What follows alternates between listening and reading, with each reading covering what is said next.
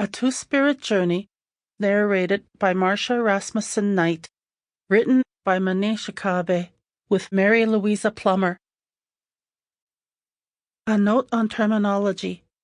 Ma-Nee Chacaby uses the terms Anishinaabe to refer to an Indigenous person and Anishinaabeg to refer to all Indigenous peoples. In the text, Anishinaabe is also used as an adjective, Indigenous, to describe other nouns. For example, Anishinaabe medicine, Anishinaabe family, or Anishinaabe history.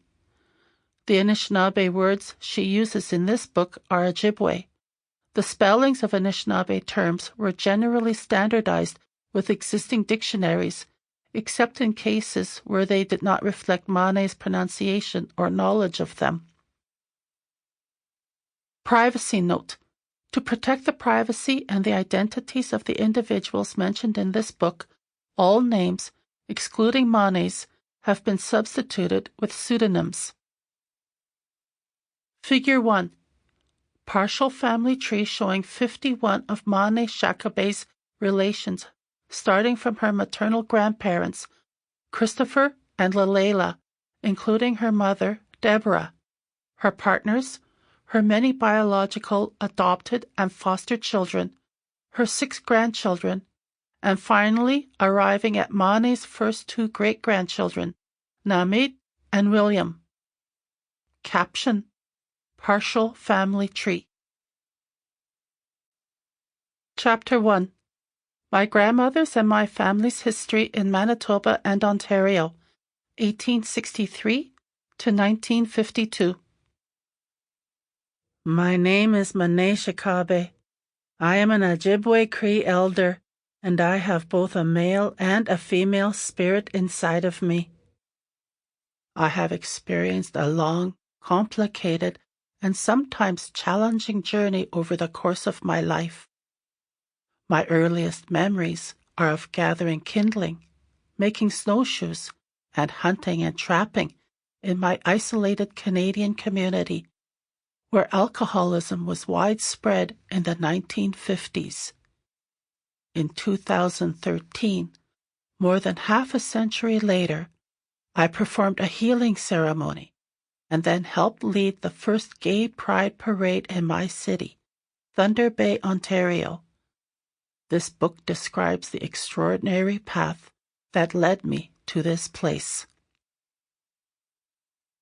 I will begin with what I have been told about my family history. Almost everything I know about the period before I was born, I learned from my kukum, grandmother, who raised me. She was a Cree woman named Lalela. She had a very long life and was the oldest among the elders in my Ojibwa-Cree community. When my grandmother died in 1967, her doctors guessed that she was over 100 years old.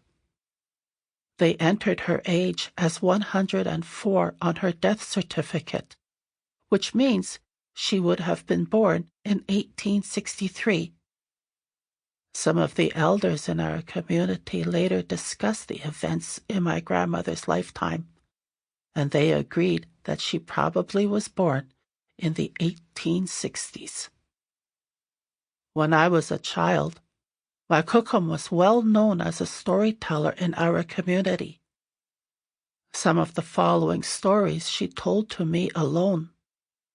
Many I heard at social events when other adults and children also gathered around to hear her tales. My grandmother's childhood. My grandmother came from the prairies of Saskatchewan. She lost her parents when she was a small child, maybe 4 or 5 years old. She remembered living with them and other families in teepees on a hill or a cliff that overlooked a sandy, broad river. My kukum said her community was in conflict with another native group in the area. She said the other group did not have enough young people to have babies, so they wanted to kidnap children from her community.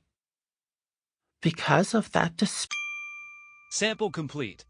Ready to continue?